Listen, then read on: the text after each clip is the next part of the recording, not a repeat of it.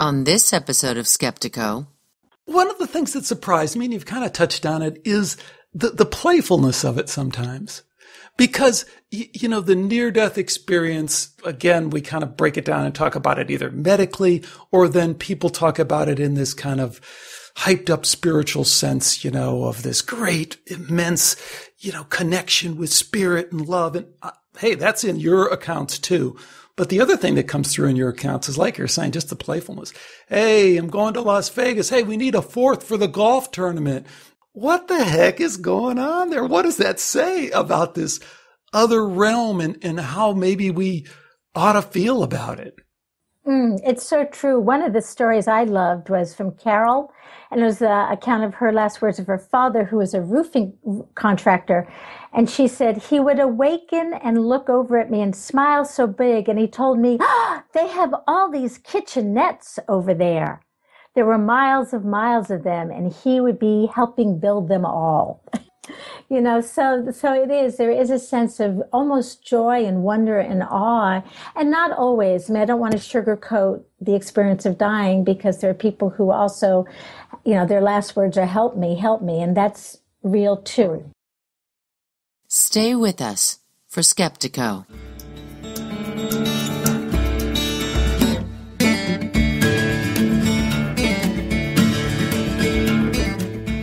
Welcome to Skeptiko, where we explore controversial science and spirituality with leading researchers, thinkers, and their critics.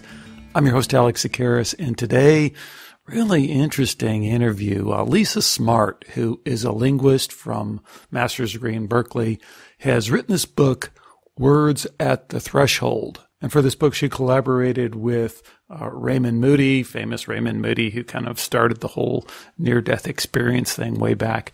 And what they looked at was the words that people say when they're about to die, in and around the time that they're dying. So you've heard of like terminal lucidity, and maybe you've heard of just some profound things that people say before they die. There's tons of these. Almost all of us have family stories of this kind. So she's taken a kind of disciplined, methodical look at what's being said. And it's just fascinating. It has huge implications for near-death experience, but also obviously for science and this question of the afterlife and consciousness, and particularly what I'm interested in, what is the nature of these extended consciousness realms? I think she raises some questions about that as well. Here's my interview with Lisa Smartt. Today we welcome Lisa Smartt to Skeptiko. Lisa's a linguist whose experiences with her dying father led her to this fascinating investigation into the unique communication that often happens when people are near death. She's just written a new book about this titled Words at the Threshold, What We Say When We're Nearing Death. Lisa, welcome to Skeptiko, and thanks so much for joining me. Oh, thanks for having me. It's great to be here. Well, this is exciting. It's kind of new stuff. It's going to be very much in the vein of other stuff we've talked about. But, the twist on it is that you're a linguist, which I got to say, when I first heard that, I go, yeah, I know what a linguist is. And then I thought, and I go, no, I don't. I don't know what a linguist is. Well, what is a linguist? I think a linguist is someone who's been trained in and is curious about the science of language. So many of us go ahead and we speak, and we speak with people, but we don't think much about the patterns of language. And oftentimes too, we don't think about language that might frighten us or baffle us. If we hear nonsense, for example, if someone says something that makes no sense to us, oftentimes we just disregard it. But I was trained as a linguist that every bit of language is fascinating and worthy of study. So part of what I brought to this research is my training in analyzing language in terms of patterns and themes, and approaching all language with a sense of curiosity and wonder as a scientist would with any natural phenomena. Yeah, it's really an interesting angle, because when you think about it and you really talk about it in that way, you kind of see where this language thing touches so many areas of science that we don't really think about. But then when you think deeper, you go, oh yeah, that is kind of curious. I mean, whether it's psychological or medical, or I mean, there's probably just educational. There's so many different ways. And then you've turned your lens to this near-death communication, a communication that happens right before death. And it's a fascinating way to look at it. So there's a ton of ways we could approach this. You know, we could look at it from, and you hit all of these in the book. The book is quite comprehensive. So Right. we can look at it from the standpoint of evidence of an afterlife. We can look at it from a grieving and what it means about the grief process, how it ties into near-death experience, or we can, you know, break down the details of this communication like you do in your book. But there's also some great little stories in the book. But where I thought we might start is just with the story of your dad. I mean, he sounds like quite a character. He was a character. And, you know, you had mentioned earlier about how this study of language overlaps and connects with so many other aspects of study. And when I first heard changes in my father's language at end of life, I had never imagined that I would be someone who would then be talking about the afterlife. I mean, as a linguist, it was something I never anticipated. What happened with my father is he was a PhD psychologist, very rationalist based, you know, someone who believed that this was it, you know, and he used to joke and call himself a gastronomical Jew, which to him meant that his idea of God was, you know, corned beef sandwich and coleslaw on the side with a cream soda, that he didn't believe anything beyond this. So one of the things that happened as my father was dying the last 3 weeks, he started talking about seeing angels. And that just completely blew me away because he had never spoken that way before. And he didn't have any kind of, quote, supernatural or otherworldly belief. So that was part of what began my interest in writing down everything he said. Lisa, let me ask you this question. So at this point, did y'all know your dad was going to pass? I mean, was it in that kind of situation? In what happened the last 3 weeks when I started hearing about the angels, for example, we knew. But the very first event that occurred where we didn't know that he was entering the dying phase was midnight on one night. He walked out the front door in his underwear. And January night, believe me, this was uncharacteristic of my father. And he was getting treatment for prostate cancer, but there was no indication that he was going to be dying. That's a pretty common procedure. But there he started walking down the streets, busy streets of Berkeley, California, and he started talking to the police about looking for the big art exhibition. He had to bring boxes. Well, of course, the police were concerned and brought him home. And we were baffled because my father, his whole life, helped my mother, who was an artist, bring boxes to our art exhibitions. But obviously there was no art exhibition and there were no boxes in his hands. Had he been suffering from any kind of dementia before that or anything? Not at all. Not at all. He was still actually working part-time the week before. He was getting treatment, as I said. And I think, you know, he had some mild medications. And at first we thought, oh my God, it must be the medications. But what I came to find out, and I wrote down everything he said that night because my imagination was piqued. As a daughter, of course, I was saddened. As a linguist, I was like, wow, what's going on here? Really? I mean, at this point, did that kind of linguist part of you kind of kick in that early and say, what's going on here? Which is great. I mean, I think that's really cool. That's a great question. I think because of who I am, that when something scared me or baffled me, my first place I would go was language. That's just who I am, right?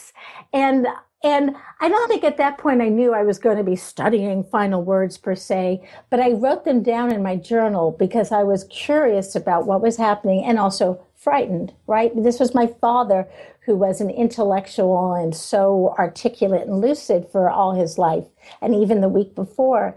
But we came to find out later on that actually the announcement of a big event, like my father announcing the big art exhibition, is actually a very common pattern in the language of the dying. Well, there's a bunch of patterns in that story that turn out to be important. I mean, the metaphor is something that happens over and over again, and events in their life that are kind of brought in. I mean, yeah, it must have been like unsolving a mystery then as you go into it, because you start in your research. Yeah, absolutely. And this is what's so remarkable about when we approach something metaphysical in a scientific or relatively scientific way, because when you start looking at the data and you start looking at patterns, well, we may not have all the answers for why things happen, but we can't deny that they do. And so, for example, one of the things you had mentioned is this idea of a signature metaphor, that there are certain symbols and metaphors that come up in the language of those who are dying. And in my father's case, was the art exhibition, which was an important part of his life with my mother.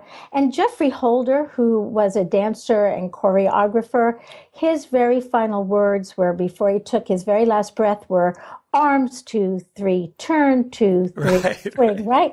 So it's remarkable. We do seem to die as we live, that we bring those symbols and metaphors of our lives into our final words in very, very many cases.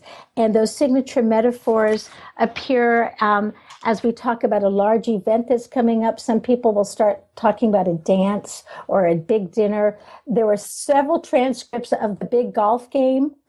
Right. And poker games. So it's really fascinating. So it's just one of many aspects of the language of end of life. So, and I'm sorry, I kind of maybe sidetracked it a little bit, because the story gets more and more interesting. Your dad gets closer to passing, and the communication changes a little bit or deepens. I don't know how you want to characterize it, but it does fit into what the book is all about. But then actually afterwards, that whole series of events kind of spawns this whole project that you got into, right? Absolutely. You know, that's exactly what happened. He started speaking in nonsense. And for example, he said things, my modality is broken, or introductory offer, store is closing for food and goods. And I wrote that down, and then noticed he started repeating himself. And one thing that really caught my ear was he said to his secretary on the phone, Alice, this is very interesting. I've never done this before. And this was 2 days before he died. And I thought, what is this? What is this, Daddy, that you're talking about? Why didn't he say dying is very interesting, right? Was it because he was afraid to use the word, or was it that there was something else going on that didn't have a word for his experience? So, and then a few days before he died, he said, enough, the angels say enough. And 3 days later, he was gone. That little twist there plays another important part into this larger story and pattern. And this very confusing metaphysical part of this is precognition. I mean, here's a guy who not only now is talking to the angels and reporting back what the angels say, which is an important part, but he's predicting his death accurately. He's having a precognitive event here and saying, 3 days, I'm going to go. I know. And it just, again, those 3 weeks with my father, on one hand, I was a grieving daughter, of course. And on the other hand, I felt like I had to enter a completely new territory and world. And it was even more startling just because of who my father was. I mean, he was someone who rolled his eyes when he heard the word angel, right? So that was even more compelling when I heard those things from him. Okay, so this happens, your dad passes, and you feel this is percolating in the back of your mind. And then it's also kind of, interesting, synchronistic in a very small way. I don't want to exaggerate it, but you meet Raymond Moody, and at the time you don't even realize, but Moody is really, really interested in exactly the stuff that you're looking into, right? That's exactly right. And I had read Moody's book when I was 17, and I was very intrigued by it. So when I went to go to his workshop, because I was trying to figure out I wanted to know more about final words, he had spent 40 years researching unintelligible language. And it was actually his first field of interest. When he got his PhD in philosophy, he was very interested like in the nonsense of Lewis and Carroll, Alice in Wonderland, for example. So it was actually his interest in unintelligibility that brought him to the near-death experience. And what happened is when he was a young medical student and he already had a PhD in philosophy where he specialized in nonsensical language, he heard from his patients who died and returned this language that was almost like Alice in Wonderland. They would say things like, I never felt as alive as when I was dead, or it felt like 1 minute, but also a million years when I had my afterlife experience, or people communicate, but they don't talk.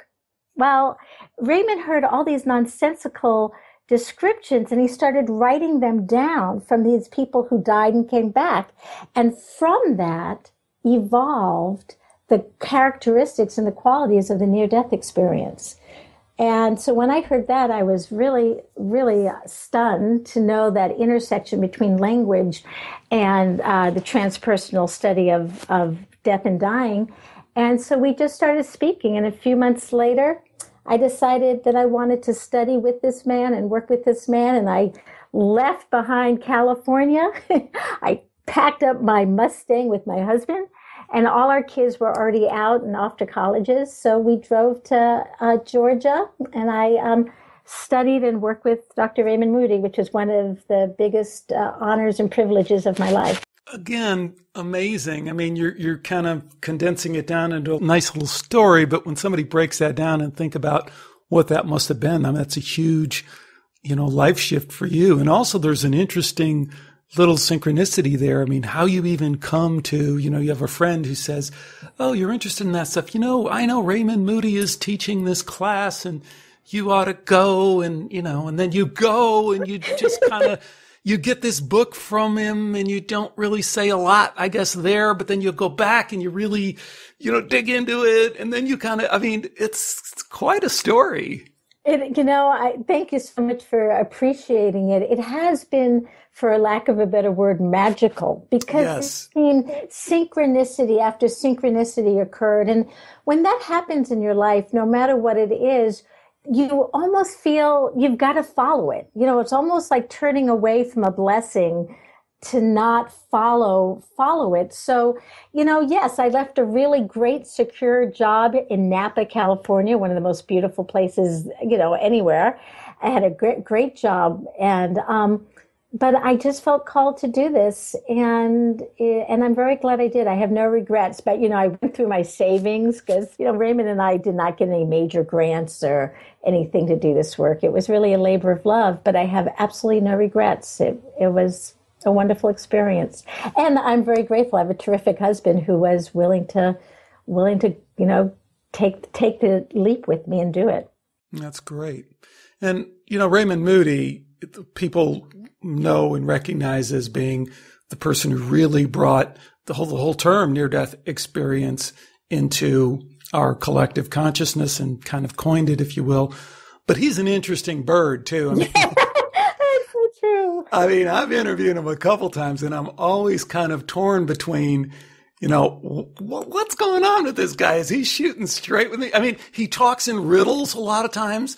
True. And then But also, I've left conversations with him, and I've told people this, and I've told it on the air, that when I reflect back, there are like these nuggets of deep truth that just kind of come through. One is the nonsense thing. I mean, I can verify what you're saying. He's been harping on that for years. And the other is just saying, I remember him saying, well, this whole study is pre-scientific. And I was like, wait a minute, Raymond, we're trying to bring credibility to this. We're trying to say that science is it. And how true is it to say, we're looking at the whole frickin' thing backwards, Yes. And if we are looking at it backwards, of course it's pre-scientific because science is backwards. It's looking at the result and we're looking at the larger reality, perhaps. And he never goes so far as to say those kind of things. He just says it's pre-scientific and then you have to figure out the riddle and figure out what that means. Or he says it's like you say, it's nonsense. And then you have to figure out the riddle and figure out, well, it's nonsense because this reality that we're in is nonsense, in a way that we don't understand. There's it's just a riddle kind of paradox thing, I think, with Raymond a lot of times. Absolutely. Well, one of the things he talks about is in traditional conversation, this goes way back to Aristotle, right? Everything has one-on-one meaning. For example, if I say this is a cup, I'm holding in my hand a teacup here, we agree that there's one meaning that corresponds with cup.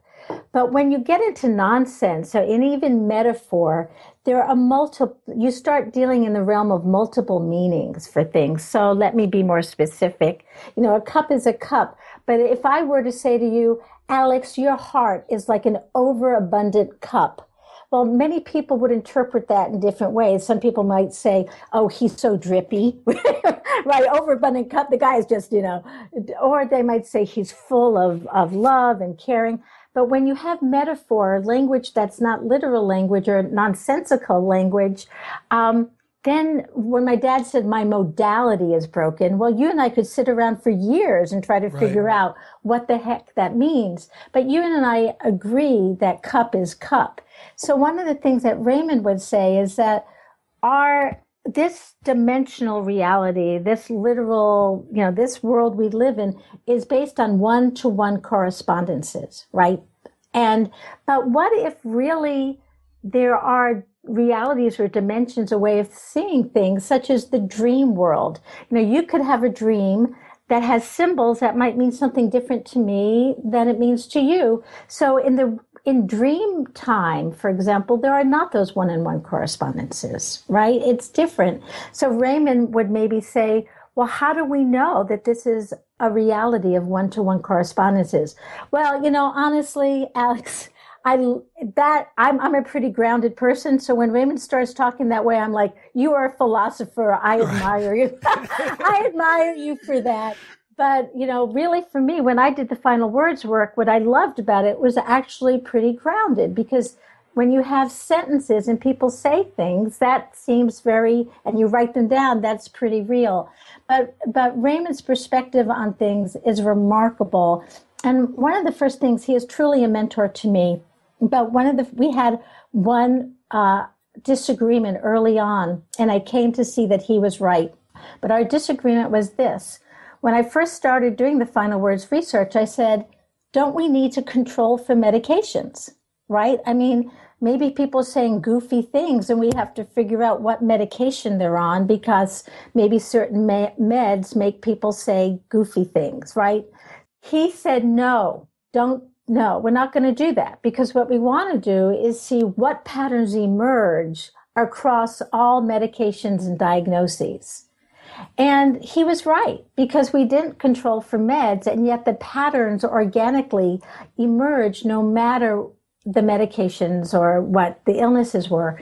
So I learned to trust Raymond. I learned to think whenever I thought, oh, no, Raymond, I really learned to trust his instincts over time. And he's been a great mentor and guide. Awesome. And that's brilliant. And you made a brilliant point there that I want to make sure we highlight. You say in the book, the investigation is not formal or rigorous. That is, it doesn't control for medications or illness. I offer a detailed explanation informed by hospice professionals, blah, blah, blah. Back to the thing about Raymond, it's funny you tell that story, because it does fit in with my experiences. When you reflect on it, there is a deep wisdom that he has there. I've been looking at this near-death experience thing for a long time, and one of the common knocks on it from the medical community who just really doesn't want to deal with any of this stuff at all is they say, oh, well, look, you can't rely on that. This person was drowning. This person had a completely different experience. They were in a coma. This person had cardiac arrest. This person had anesthesia. And then you say, yeah, that's the point. Right. How did they all have the same experience if they had completely different physiological medical conditions? And that's what I think you've done here when you say the investigation is not formal or rigorous. Well, in one way, maybe that's true in the way that you said, but in another way, it because the way you did it, it again brings to the front this question of, Well, then how would you explain that this person, like you said, you're grounded in, and this comes through in the book. We're going to talk a little bit in a minute about the methodology you went for compiling all these accounts, which is pretty amazing. And there's like 1,500 of them in the book. But then they speak, in terms of the patterns you found, speak then transcending illness, transcending age, transcending all these variables that someone could throw at it and say, oh, well, yeah, that's just dementia. Oh, really? Well, in this case, there's a completely different medical background. Oh, well, that's probably medications. Oh, really? Here's a younger person that did. You know what I mean? It really does that. Yes, and that was, and again, I was surprised because when I first began, I looked at Raymond sort of from the corner of my eye, like, really? Really, Doc? And he was like, let's just give it a try and see what happens. And he, as you said, he was right. And it was from his experience with near-death experiences that led him to encourage me to move in that way. So, Lisa, tell folks a little bit how you went about compiling all these accounts. I first approached hospice, and they were very protective. The scientist in me, I first had this image of like, I'm going to go bedside with digital recorders and get the words of the dying. Well, I learned very, very quickly that first, that's such a sacred and private time, and hospice understandably really did not want someone, a stranger, not being affiliated with the university and being under the guidance of what's called an IRB that controls ethical scientific research. They didn't just want some person coming in and doing that. And I got to fully understand how inappropriate that would have been for so many reasons. And I'll say more about that later. But what I did do is I spoke to families and loved ones and asked if they'd be willing to transcribe their loved ones' words, and they could pick and choose which ones I would get, because for those very private conversations, of course, people want to keep those private, right? But so people did share those, and then I was bedside for some of them. I had chaplains and hospice workers and nurses share things with me. I spoke to other professionals in the field of linguistics and psychology and neuroscience. So I really did a range of types of information gathering. And then I have the Final Words Project, and we have a submission form where people can go ahead and submit their accounts. And then I followed it up with phone calls just to make sure that people were credible. And I just wanted to make sure the data I was getting was coming from credible sources. Tell folks a little bit more about the online submission and how that played into it, because that's still up and going, right? Yes, absolutely. And I want to keep collecting data for as long as I can. It's a form where you give your consent, and we do ask questions about meds, and just as simple, you share what you want to share and what you feel comfortable sharing. And I don't share it with anybody. You make a choice whether you want to put your name or not. And I just have gathered some wonderful stories. Last week, I got a story from someone who talked about her loved one who was right at the edge of dying and was going through a difficult period right before passing. And she started talking about the mama train. She wanted to get on the mama train. And this woman started sharing with her, let's go on the mama train. Let's go on the mama train, and just entered into her loved one's world. Anyway, that's a sort of an example of an account I got last week. And I get several accounts every week now. And I'm honored to get them from people when I do. And we really appreciate them, of course. So let's pick up on the mama train kind of thing, because this gets into the bulk of your research and the thing that people will find, I think, challenging and fascinating. But at the same time, I mean, we all know this stuff is real, because we all have either direct experience or, at least somebody in our family has been around somebody who's died and has said things that seem profound, and they may be metaphorical or they may seem nonsensical, but at some point they seem profound. I mean, give us a sense for the kind of communication that people are having. Great. Well, just to wrap up a little bit about my dad, as I mentioned before, you hear a lot of talking about a journey. The yellow bus, the yellow bus, the yellow bus is full of angels, the yellow bus, or talking about the train coming, or needing a passport to go to another country. So a lot of metaphors around travel. My father said, let's get the oxygen tank. I have to get to Las Vegas. He loved to gamble, so that was his travel metaphor. But you see metaphors, you also see a lot of repetition that occurs. Beautiful, so beautiful. It's all in one piece. It's all in one piece. It's all in one piece. What you see in different pieces, it's all in one piece. So you see a lot of repetitive language.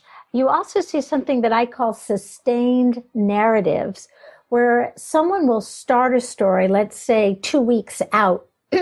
They begin talking about the train is breaking down, or there's the boxing champ is walking into my room, or there's a woman in blue who just came by. They'll start a story, but it evolves over the days or weeks that they're dying. And it's remarkable to me that someone might start a story about the train that's having trouble leaving the station, maybe December 1st.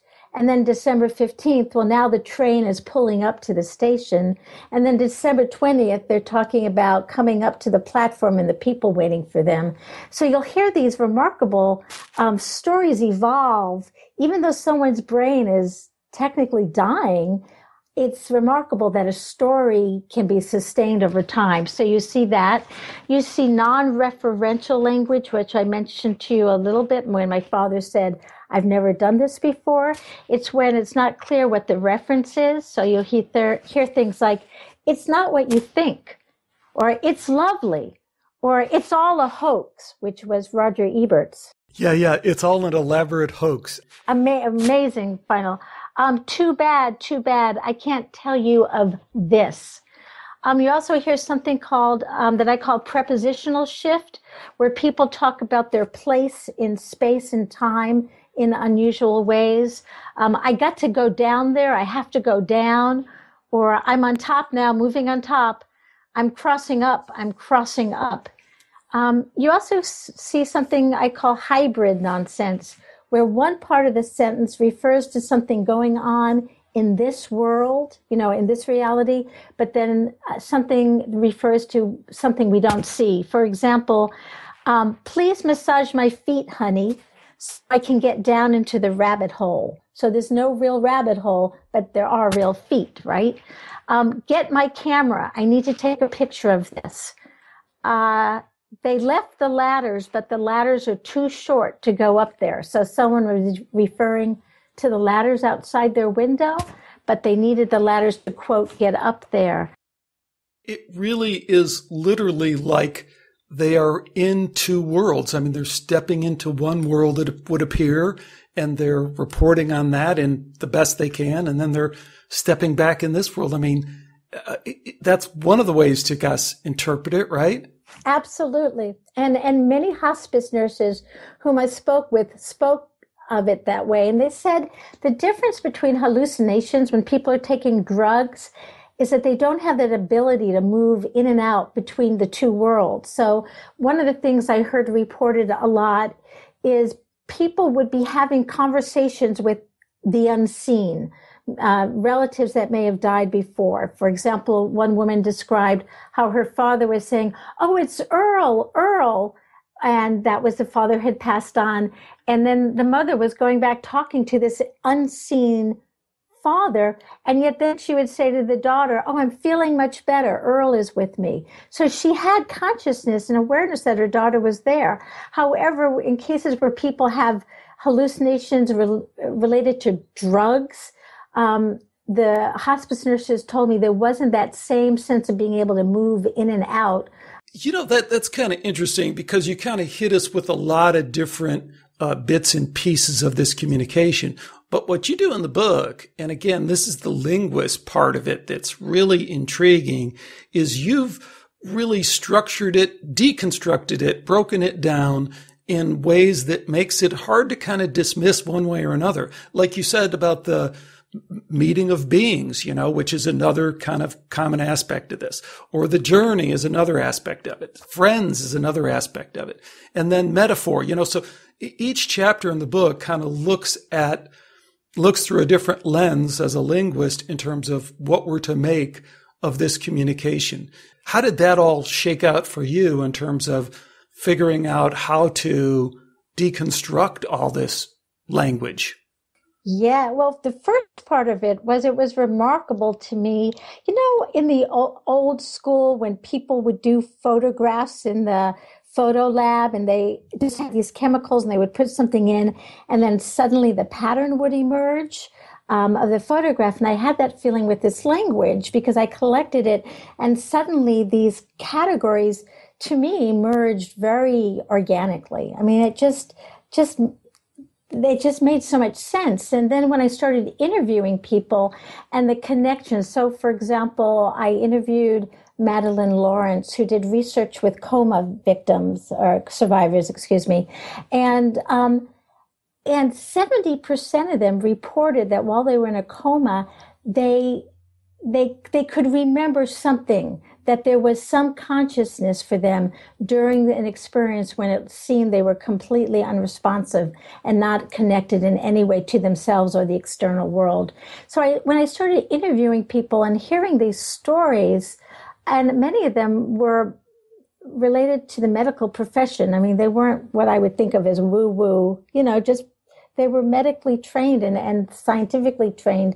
I just started making connections that seemed very natural to me. So, for example, there's a psychologist team. They did research on the communication of infants and parents, and they found that there were these kinds of connections that seemed almost telepathic, like how parents knew what the needs of their infants were. So I began to just ask questions out of curiosity. Could it be that we start out telepathically? Because when I interviewed near-death experiencers, they described a language of the afterlife that's telepathic. So you start seeing patterns, and all I do in a lot of the book is ask questions and pose questions as I look at possible connections between things. But the language and the data, you can't, that just exists, right? That just exists. You mentioned the near-death experience, and I kept reading it and going, wow, this is a whole area that opens up a lot of new research topics for near-death experience researchers. The one being that a lot of these are near-death experiences. Right. I mean, a lot of these are, you cannot escape that from what we know of near-death experiences. And we've compiled a lot of them at this point, and we've done a lot of analysis of it. And a lot of it stops in this kind of medical realm of, is the brain, what state is the brain in? And, right. Were they able to perceive the sock on the doctor? But all those near-death experiences, a good percentage of them also transcend into this other realm, and then they bring back these accounts. Well, that's exactly what's going on here. And it took me a while to catch on to that. But hey, these people are saying, some of them are saying, I went to the other side and I brought back this. I love this quote. One person says, and of course, our world, the one we're living in now, is three-dimensional, but the next one definitely isn't. I mean, this is a near-death experience, right? They've gone over to the other side. They've gotten some knowledge. They've brought it back, and they're communicating it. What does that say for near-death experience research? Exactly. One of the things that I noticed when I interviewed near-death experiencers as to get a bigger picture of final words, and Raymond talks about this as well. With near-death experiencers, they all say that their experience is ineffable. This is universal, that there are no words for what they went through. And so what they need to do often is lean on metaphors to try to explain what happened to them.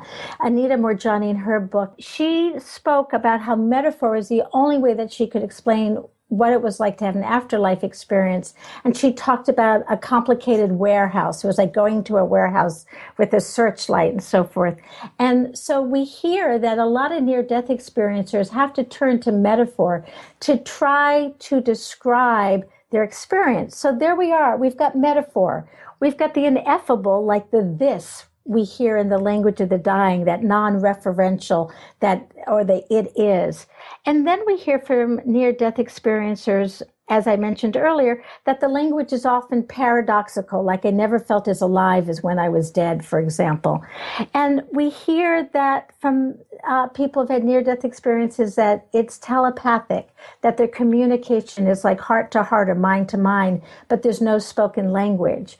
And you see traces that might be happening as people are approaching the threshold. So I think there's a tremendous amount of overlap between the two, indeed. You know, one thing that just keeps popping up for me again and again, and I don't know how you wrestle with this, but it's what I like to call the how can this be question. Because obviously your research in the book, it's awesome, inspiring for a lot of people. It's going to be extremely healing, you know, for people who've gone through a grieving process. And like I said, I think it also is groundbreaking, opens up a lot of new areas of research. Thank you. But the thing that keeps coming back to me is it really isn't surprising in a sense. I mean, we have all heard these stories. The Right. big rub comes between when we then look to our medical establishment, they're not interested in this. We look to science and academia. They're not only not interested in it, but they seem to be aggressively hostile to it. I mean, I can't imagine what would happen to you if you went back to your UC Berkeley friends and told them, oh, by the way, all that stuff we learned about the relationship between the brain and language and all that stuff, well, it's really, really incomplete because we all have this telepathic link and talking to spirits, you know. I mean, there is this big divide that we kind of manage, but it is problematic too for people who want to approach it from a more logical, rational kind of way, isn't it? Yeah, it's really, and it's said to me, it seems so unnecessary. I mean, I don't understand why this divide exists, because I had thought about possibly going back for my doctorate to do this research. And as I researched possible schools, I couldn't find a place that really received my curiosity. Yeah, but I'm stunned because I don't think of myself as being a particularly, I don't know, I think of myself as being relatively grounded, and this doesn't seem like that. I don't know. These are questions that just seem to open doors. And one of the things I love that Raymond talks about is skepticism, which goes back to the ancient Greeks, was really more about the ability to keep reformulating your questions as you get more information. And it's really a shame because, you know, I know that there'll be other people, or I imagine there'll be other people who will do research after my research here, which is just a first step, that might contradict things that I say, might expand upon things that I say. But that excites me because that's in the spirit of true inquiry, right? And it's really a shame to me that there is so much dogmatism on both sides. You know, in spirituality, everyone has an element of it. And it's just a shame because there's nothing more exciting than true inquiry for me. And that's what brought me to the Final Words Project and doing what I'm doing and having this conversation with you right now. You know, Lisa, what do you think was the most surprising part of the communication? What really kind of surprised you? And I'll tell you what it was for me in a minute, but I want to hear yours. I think the most startling, there were a couple. One was the terminal lucidity, where someone could be completely unresponsive and then a few days before dying come out of a coma or complete unresponsiveness and say words of reconciliation or love or guidance. And I think the most dramatic case was this gentleman who I knew was very credible, told me his mother had Alzheimer's. They had, you know, he couldn't communicate for her for several years. And then she went into a coma. And a few days before she died, she emerged out of the coma and turned to him and said, all the files you need to make sense of my financial situation are in the third drawer down in the study drawer. Talk about lucidity, huh? Talk about lucidity, and then soon after passed on. And something like that, I mean, how does one put that in the scheme of things? I don't know. But that was one of several surprising things, but that was one, definitely. That's a great one. What about you? I'm curious to hear what surprised you. One of the things that surprised me, and you've kind of touched on it, is the playfulness of it sometimes. Yes. Because, the near-death experience, again, we kind of break it down and talk about it either medically, or then people talk about it in this kind of hyped up spiritual sense, of this great, immense, connection with spirit and love. And hey, that's in your accounts too. But the other thing that comes through in your accounts is, like you're saying, just the playfulness. Hey, I'm going to Las Vegas. Hey, we need a fourth for the golf tournament, or the magician, what the heck is going on there? What does that say about this other realm and how maybe we ought to feel about it? It's so true. One of the stories I loved was from Carol, and it was the account of her last words of her father, who was a roofing contractor. And she said, he would awaken and look over at me and smile so big. And he told me, they have all these kitchenettes over there. There were miles of them, and he would be helping build them all.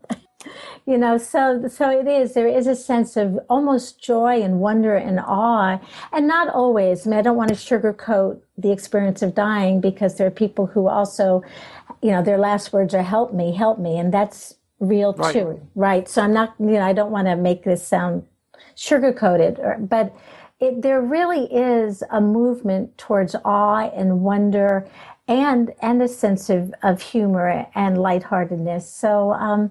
It is true. And it's something that personally has touched me, because, I was one of those people that before I got in an airplane, I would be, breaking out in sweat, and I was terrified. And I don't feel that way anymore. I don't feel afraid of dying the way I used to feel afraid. And that was one of the biggest gifts of my father's passing and doing this research. Wow. And perhaps, it's not a leap to say that seems to be one of the messages of this communication, is to comfort us, comfort the people that they're closest to. A lot of times that's pretty direct. Absolutely. Yeah, people say things, tell this is another case of someone coming out of a coma and turning to their loved one and say, tell everyone I'm okay and I love them. Wow. So there are remarkable stories. And I think, obviously my small collection here of data is I really feel it's really just the beginning. There's so much more for us to find out. There is. Final topic that you also bring up, which is a huge area in and of itself, but is after-death communication. Yes. Because again, every time you want to pin this down, and again, you've taken it from as a linguist and broken down the communication, and then throw all that out the window because the person dies and the communication goes on. So now, you can take the brain now completely out of it. You can take all the physical aspects, the sensory input, take all that out of it. And you have some just amazing numbers, which I guess I knew, but you kind of put them together there in a way. Amazing numbers on after-death communication. This is, to say it's common is like a gross understatement. Right.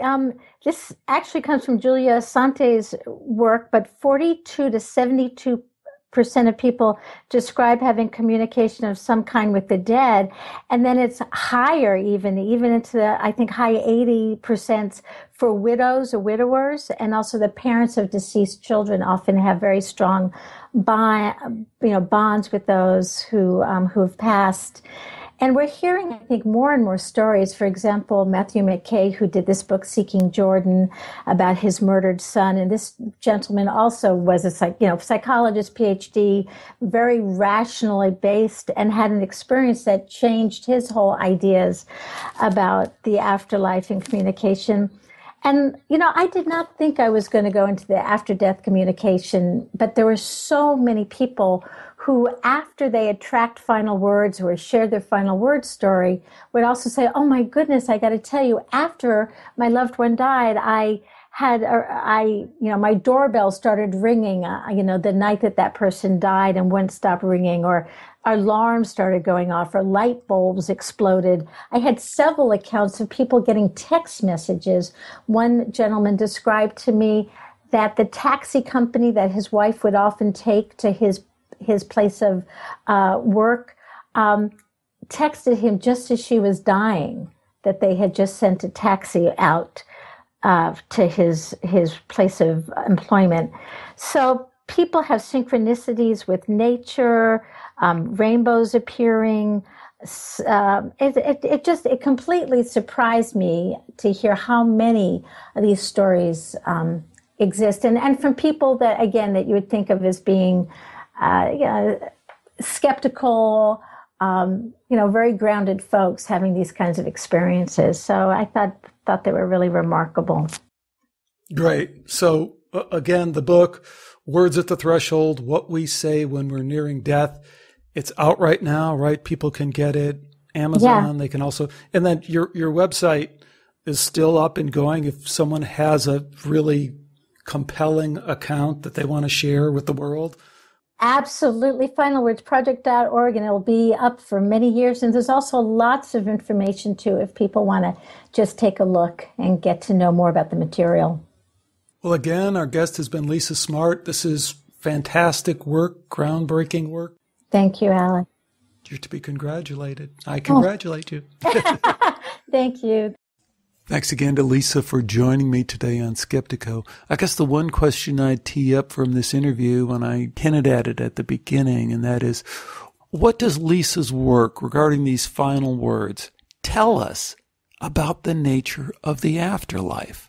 I think it raises some really interesting questions. I'd like to hear what you think. Of course, the place to do it, my favorite place for you to do it, is through the Skeptiko forum, which you can get through the Skeptiko website at skeptiko.com. While you're there, you can, of course, download any of the 350 previous episodes of Skeptiko as you please. Just pick out the ones you like, download them. There's a past shows section there. And then you can also connect over to the forum and connect with some of us who will be talking after the show. And I certainly hope Lisa will join us there as well. So if that's at all interesting to you, please do it. I love when people connect with me and connect with the show through the forum. If you don't, if you just want to send me an email or whatever, that's fine as well. So I have a number of shows coming up, a lot of things going on. Who knows what could be next? I do hope you stay with me for all of that. Until next time, take care and bye for now.